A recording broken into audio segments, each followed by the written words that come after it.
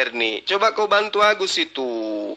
Jalan keselamatan dan hidup itu Yesus katanya. Nah, jalan keselamatan untuk menyembah dirinya itu Yesus ajarkan di mana? Coba. Jangan gila permanen apa, Herni? Mister Gurinda kan tanya, apa tujuannya? Aku udah jawab keselamatan. Akuin dulu, bener nggak?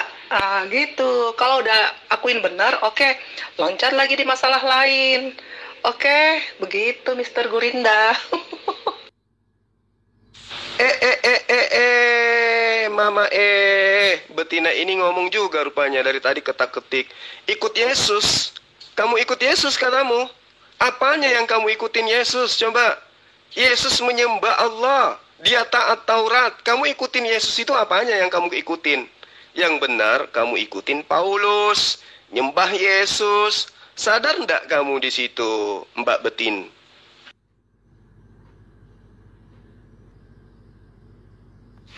Yesus Tuhan, itu pasti. Yesus bisa mengampuni dosa loh. Ada ayatnya di Alkitab. Manusia bisa nggak menghapus dosa? Ya hanya bisa menghapus dosa kan Tuhan. Jadi Yesus Tuhan. Artinya apa? Kalau Yesus menghapus dosamu, kamu pasti akan selamat. Tapi kalau enggak, ya enggak gitu loh. Enggak gitu loh. Mana coba tunjukkan ayatnya. Aku Yesus mengampuni dosamu. Mana.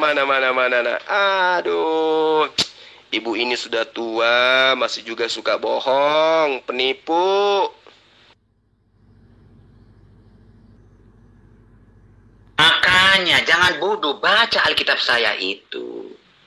Saat Yesus dalam perut Maria, saat Yesus masih baru dilahirkan, tidak punya kuasa apa-apa. Maka Tuhan kami itu sangat maha kuasa dan maha tidak kuasa. Makanya pelajari, jangan hanya bertanya-bertanya.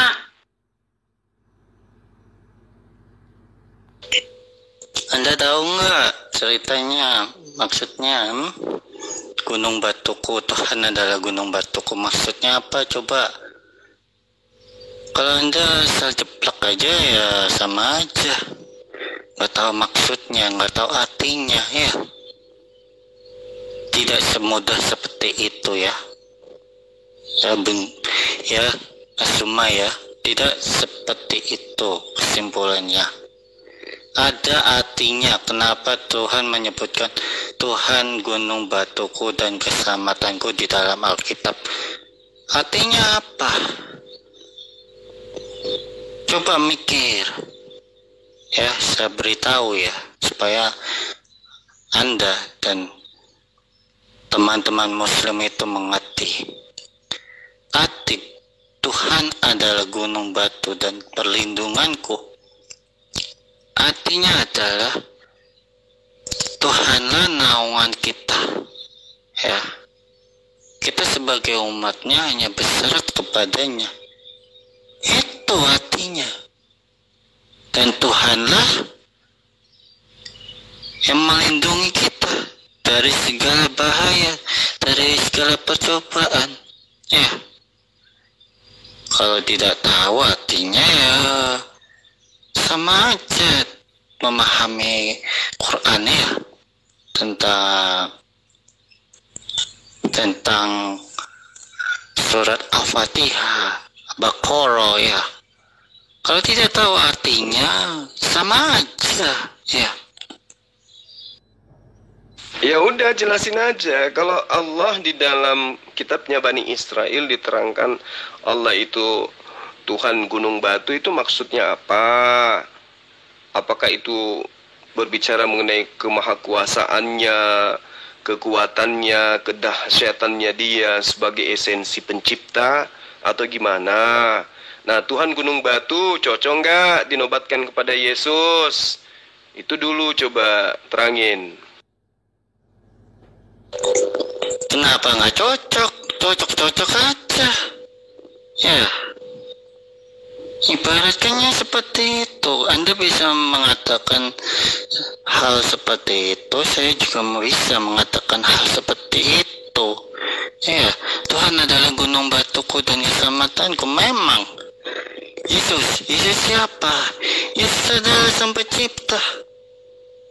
Yesus adalah Roh Allah sendiri. Roh Kudus sendiri yang turun ke muka bumi dan menjelma menjadi manusia. Begitu, Mas ya. Ya, Yesus adalah pencipta itu kalau hanya berdasar iman. Nah, sekarang coba gunakan akal sehat. Benarkah anak Maria itu pencipta? Benarkah manusia itu adalah pencipta alam semesta? Coba Anda jawab ini dengan menggunakan pendekatan akal. Silakan. Oh, begitu Kak Josriki. Anda mencoba mempelintir ayat Alkitab. Ayat mana yang kamu baca tadi? Ayo tunjukin ayatnya. Gak usah nangis, jawab aja dulu. Justru situ yang memelintir ajarannya Yesus. Coba. Mana dalilnya? Nyembah Yesus adalah merupakan jalan keselamatan dan hidup dari Dia. Mana? Kamu itu kerjanya melintir aja, nipu aja kau itu. Kamu yang memelintir, kamu katakan nyembah Yesus itu adalah keselamatan. Mana dalilnya pengakuan Yesus? Yesus jalan. Nah, yang jalan siapa? Yesus. Yang kamu imani siapa? Karangan penulis yang mengatakan orang-orang pada sujud menyembahnya. Nah, sekarang yang kamu mau ikuti itu Yesus atau siapa sih? Ini saya masih kasih kesempatan kamu 5 menit. Coba tunjuk dalilnya. Yesus itu jalan keselamatan dan hidup. Barang siapa yang menyembahnya, barang siapa yang menyembahku, maka dia akan memperoleh hidup yang kekal. Tunjuk dalilnya mana? Itu udah jelas. Yesus bangkitkan anak yang mati. Nggak usah minta izin sama bapaknya. Nah, apalagi hujatmu Anda? Masih juga pede dengan kopasan sampah lo.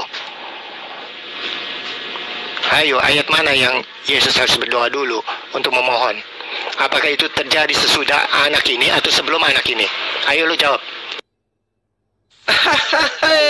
Yesus mengatakan, pekerjaan yang kulakukan bukan dari diriku sendiri, tetapi itu pekerjaan dari Bapakku. Ayo, apa yang aku lakukan itu apa yang diperintahkan oleh Bapakku untuk aku lakukan. Ayo, Yohanes 17 nomor 7. Baca tuh, plototin tuh. Semua yang ada pada diriku, semua berasal daripada Allah. Ayo, tidak ada yang berasal dari Yesus itu. Semua berasal daripada Allah, Tuhannya Yesus. Paham, Gus? Jawab, tolol. Lu jangan munafik dengan comot-comot ayat Alkitab tanpa ngerti. Pertanyaan gua sederhana. Yesus bangkitkan orang sebelum atau sesudah dia bangkitkan anak kecil itu? Jawab. Yesus mengaku Yohanes 5 nomor 30, aku tidak dapat berbuat apa-apa dari diriku sendiri. Jadi Yesus membangkitkan orang mati itu bukan dirinya, tapi Bapaknya Yesus. Baca Yohanes 14. Pekerjaan-pekerjaan yang Yesus lakukan itu bukan dari dirinya sendiri, tapi dari Bapaknya yang telah mengutus dia. Ayo, jangan gila permanen. Agus, Agus. Allah yang kau sembah itu sungguh mustahil dia bisa selamatkan kamu, karena kamu berteriak pada batu. Nah, buktinya, apakah Allah akan membiarkanmu sedangkan Allah belum mengetahui? At-Taubah 16. Allah menurunkan besi agar Allah mengetahui siapa yang akan menolong agamanya. Al-Hadid 25. Bukti Allah lu nggak tahu apa-apa tentang manusia. Baca lagi Al-Anfal 21-24. Jika Allah mengetahui suatu kebaikan di dalam hati mereka, tentulah mereka dapat mendengar. Inikah Allah yang maha buta akan hati manusia? Nggak usah munafik dan kitab lu. Tak usah kamu kotorin kupingmu sendiri dengan suaramu bawa-bawa Al-Quran. Tak perlu membaca kitabku aja kamu nggak bisa. Ya, sekarang gini, mana coba dalilnya menyembahku adalah mendapatkan hidup yang kekal? Itu aja dulu. Kamu kan menyembah Yesus. Apa pijakanmu? Yesus jalan kebenaran dan hidup. Nah, mana ajaran Yesus kalau mendapatkan hidup kekal itu harus menyembah Dia? Tunjuk dalilnya, silakan. Ayo Zoma, jangan lari kiri kanan loh. Jawab pertanyaan gua. Ada nggak manusia di dunia ini yang bisa membangkitkan orang mati dengan hanya sebuah ucapan dari mulutnya? Silakan jawab jujur. Elia itu Justru tidak perlu mengucapkan sesuatu, dia bisa membangkitkan orang yang sudah hancur lebur tulang-tulangnya. Yesus itu nggak ada apa-apanya. Terus Yesus itu bukan dia yang membangkitkan. Yesus mengaku, aku tidak dapat berbuat apa-apa dari diriku sendiri. Jadi yang membangkitkan itu bukan Yesusnya, cuman Yesus yang menjadi alat supaya Bani Israel percaya kalau dia itu utusan Tuhan. Nah sekarang dalilnya mana pengakuan Yesus bahwa hidup kekal itu adalah harus menyembahku? Silakan. Nggak usah lari kau, jawab saya. Ada nggak manusia di dunia ini yang membangkitkan orang mati hanya dengan mengucapkan keluar bangkit? Silakan. Elia pun tidak serupa. Jangan paksakan. Kan saya sudah bilang, saya kan udah katakan samamu, Elia malah tulang belulang yang dibangkitkan jadi hidup kembali. Ya Yesus, Lazarus masih utuh dagingnya, belum hancur. Elia sudah hancur, masih dia bangkitkan. Tapi mereka bukan membangkitkan, yang membangkitkan itu adalah Tuhan Allah Subhanahu wa Ta'ala. Itu perlu kamu pahami. Ya, jadi gila itu jangan permanen dong. Kamu harus belajar. Nah sekarang Yesus bisa membangkitkan dan seterusnya menurutmu. Yesus mengaku, aku tidak dapat berbuat apa-apa dari diriku sendiri. Berarti yang membangkitkan bukan dirinya, tapi Tuhannya. Sekarang mana dalilnya? Bahwa menyembah Yesus itu akan memperoleh hidup yang kekal. Iya, Elia perlu berdoa. Apakah Yesus juga berdoa dan sambil merebahkan dirinya di atas seorang yang mati? Jangan pamer ketololan lo. Yesus bukan berdoa lagi, malah dia mengaku, aku tidak dapat berbuat apa-apa dari diriku sendiri. Aduh, kamu ini tuyul, benar-benar tuyul kamu ini. Sekarang mana dalilnya hidup kekal itu adalah menyembah diriku, kata Yesus. Silakan. Herni nggak mampu lagi VN, cuman ketak-ketik. Ditunjukkannya lagi Lukas 5:20, 1 Yohanes 1:9. Di situ Yesus tidak mengaku bahwa aku membangkitkan, tidak, atau aku mengampuni, tidak. Dia mengatakan dosamu telah diampuni. Bukan berarti dosamu telah aku ampuni. Aduh, benar-benar betina ini. Jangan gila permanen apa ibu-ibu. Nggak usah lari kiri kanan kau bencong. Ya, ayatnya sudah jelas. Elia merebahkan tubuhnya di atas anak itu, dan sebelumnya dia berdoa, maka anak itu bangkit. Apakah Yesus juga harus turuti seperti itu? Tidak.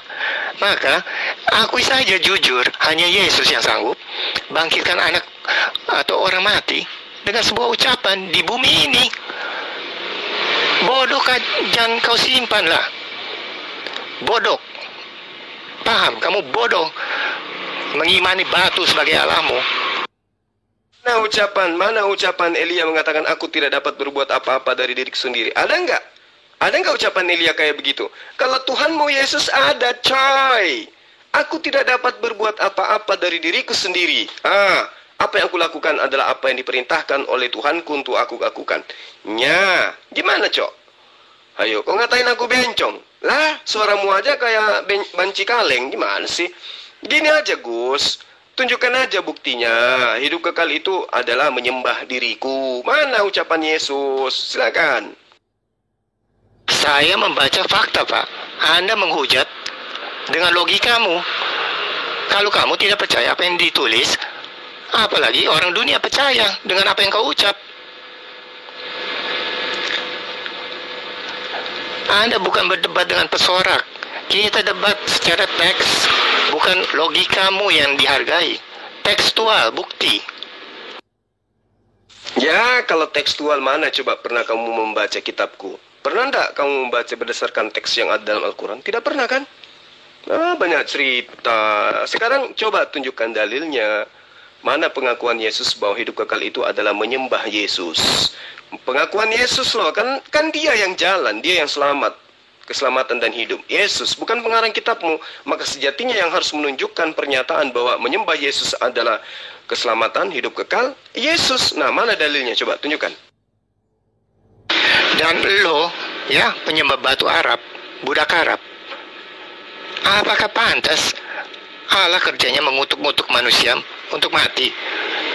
Coba jelaskan, siapa yang menulis surat Al-Ahab 1-11, 1-5?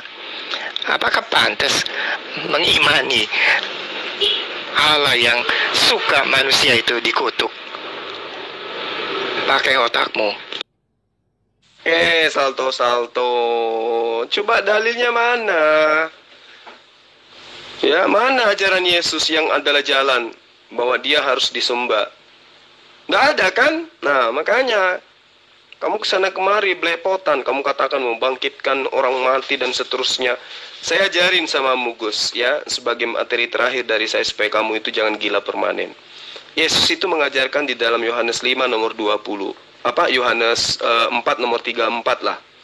Ya, salah satunya di situ Yesus berkata, makananku adalah melakukan pekerjaan yang merupakan kehendak Dia yang telah mengutus aku dan menyelesaikan pekerjaan-pekerjaannya.